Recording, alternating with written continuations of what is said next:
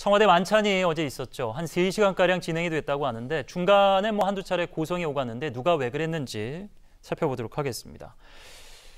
거의 한 120여일 만에 문재인 대통령과 여야 5당 대표들이 청와대에서 만찬 회동을 가졌습니다. 아프리카 돼지 열병으로 이제 돼지 소비가 급격히 줄면서 소비 촉진을 위해서 막걸리와 돼지고기가 만찬 메뉴였다 이렇게 전해지고 있죠. 근데 이 자리에서 황교안 대표하고 손학규 대표 사이에 잠깐 동안의 고성이 오갔고 문재인 대통령이 말리는 모양새였다. 이런 얘기가 나왔습니다. 어떤 이야기가 나왔길래 과연 이런 모양새가 연출됐을까요? 패스트 트랙 얘기가 먼저 나온 거죠. 예. 이제 황교안 대표가 이 패스트 트랙에 올릴 때 자유한국당을 빼놓고 이렇게 나머지 당들끼리 이렇게 하면 안 되는 거 아니냐 얘기를 하니까 대통령 가만히 있는데 이제 야당 대표들이 그거 다 합의해놓고 당신네들만 자꾸 그러니까 그렇게 된 거 아니냐 결과적으로 이렇게 반박을 했고 네. 우리도 법안도 내고 그랬는데 검토를 안 했다 이렇게 얘기를 하니까 손학규 대표가 그것도 법이라고 냈느냐 이런 식으로 얘기를 한 거죠. 예. 그러면서 이제 고성이 오가는 그런 상황까지 만들어졌는데 네. 이제 손학규 대표 같은 경우는 자신이 인생 선배이자 그리고 실제로 학교 선배이기도 한 모양이더라고요. 그러니까 그런 상황들이기 때문에 네. 고등학교 선배라는 이런 얘기들이 좀 있었는데 어쨌든 그런 선배이고 또 거기다가 정치적으로도 내가 선배니 이제 그 전국을 갖다가 제대로 주도해 나가려면 그런 식으로 그 빼기 정치만 하면 안 된다. 이런 얘기를 하기 위해서 했던 것인데 굉장히 그 고성을 갖다가 하더라. 이런 식으로 얘기가 나와서 지금 그런 상황까지 가니까 이제 정동영 대표하고 문재인 대통령이 직접 이렇게 중재를 해서 화해를 시켜서 마무리는 잘 화기애애하게 끝난 것으로 이렇게 됐습니다. 예. 경기고대 선후배를 둘째 치고 저 자리는 경기고 동문회가 아니잖아요. 당대당 대표로서 만났는데 손학규 대표가 정치 그렇게 하면 안 돼 그러셨거든요. 근데 손학규 대표한테 물어보고 싶어요. 지금의 바른미래당 상황을 보면은 본인은 황교안 대표한테 그런 얘기를 할 자격이 있냐 그렇게 물어보고 싶은데 일단 그 내용은 그런 거고 황교안 대표는 저 자리에 가서 제1야당의 대표로서 선거제 개편 문제랑 사실 문재인 대통령이랑 각을 세웠어야 되는 부분이거든요. 근데 싸움의 구도라든지 어떤 기선제압 측면에서 나오는 얘기가 뭐라 그러냐면은 손학규 대표는 정치 선배로서 한마디 했다 그러고 황교안 대표는 자세히 말 안 하겠다 이렇게 얘기를 하고 있거든요. 그럼 황교안 대표가 진 거란 말이에요. 그렇죠. 상황이 더 안 좋게 된 거죠. 예. 황교안 대표가 이래저래 최근에 이제 안 좋은 일들을 많이 겪었고 몇 달 전에 비하면은 사실 그 당 대표들과 한 자리에 있고 싶지 않다. 단독 영수회담을 하자. 이런 얘기까지 했었는데 결국에는 대통령과의 회담은 제대로 진행이 되지 않았다. 이렇게 보여집니다. 자, 오늘 각 당 최고위원회에서 이번 청와대 회동에 관한 평가가 나왔습니다. 더불어민주당은 문 대통령과 각 당 대표가 다양한 분야 폭넓게 대화했다 이렇게 봤고요. 한국당은 몇 가지 논의가 있었지만 기본 방향은 모친상 조문 감사 자리다. 이 자리를 주최한 측에서 이런 얘기를 하는 것이 아니고 참석한 입장에서 이렇게 기본 방향을 정하고 간 건지 아니면 가서 진짜 이렇게 느꼈는지 모르겠습니다만 이렇게 논평이 나왔고 바른미래당과 정의당은 허심탄회하게 국정 전반을 논의했다. 마치 그 패스트 트랙처럼 한국당만 같은 만찬을 두고 다른 이야기를 하고 있는데 의미를 스스로가 한정을 하고 있는데 현 정부가 문재인 대통령이 소통이 부족하다 이렇게 얘기를 했으면 가서 3시간 동안에 조금 소통을 하셨으면 어땠을까 하는 아쉬움이 요거만 놓고 보면 나옵니다. 자, 홍준표 전 대표가 연일 한국당과 황교안 대표를 겨냥해서 쓴소리를 내놓고 있죠.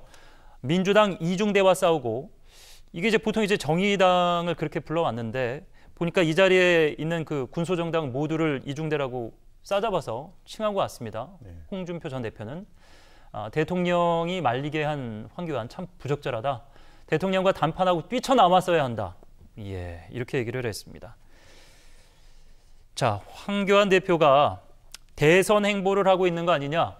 당내 혹은 당외에서도 이제 보수 논객들이 이런 비판을 최근 들어서 하는데 실제로 지난 주말에 나왔던 대선 주자 선호도에서도 상당히 밀렸습니다. 이낙연 현 총리보다 10% 이상 뒤져서 당 대표로서의 역할도 그리고 대선 주자로서의 역할도 다 하지 못한다.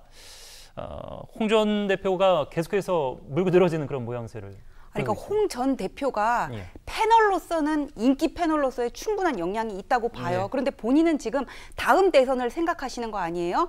대선 주자로서의 어떤 그 포지션으로서는 부적절하다 이런 생각이 들거든요. 홍 전 대표가 한 얘기가? 홍 전 대표가 예. 민주당 이중대와 싸웠다, 단판하고 뛰쳐나왔어야 한다 이런 얘기를 하면은 예. 홍 전 대표의 어떤 그런 뭐 시청자층은 열광하고 사이다 발언이다 생각을 할 거란 말이에요. 예. 그런데 우리 같은 패널들은 저런 것들을 보면서 비판을 하고 뭐 사이다 발언을 할 수 있지만은 홍준표 대표는 감나라 배나라 지금 이렇게 할 수 있는 사람이 아니라 네. 뭔가 정치인과 패널의 차이가 뭔데요? 뭔가를 걸고 이렇게 뛰어드는 모습을 보여줘야 되잖아요. 그런데 지금 뭐 창녕 정도 이렇게 나갈까 생각한다 그러면서 뭐 나는 옳은 소리 한다 그러면서 외부에서 팔짱 끼고 저렇게 비판만 하는 거는 지지층의 감동을 자아낼 수는 없어요. 그러니까 인기 패널은 될 수 있을지언정 어떤 표심으로 이끌어내기에는 부족하다 그런 생각이 듭니다.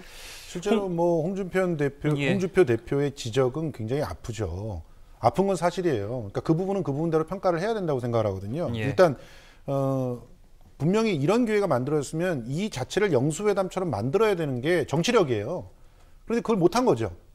지금 다양한 분야에서 대안을 내놓고 그 대안을 받아들일 수 있게. 왜냐하면 대통령이 그 민부론 같은 경우도 갖고 와봐라. 그러면 그걸 분명히 우리가 품어서 예. 정책화시킬 수 있는 게 있으면 해보겠다라고 했는데 예. 그런 얘기는 전혀 못했어요. 민부론과 관련된 그 아픈 지적 중에 구체적 내용이 아예 없는 거 아니냐. 그러니까요. 그래서 못 갖고 간 거 아니냐. 뭐 그러니까 지금 보면은 예.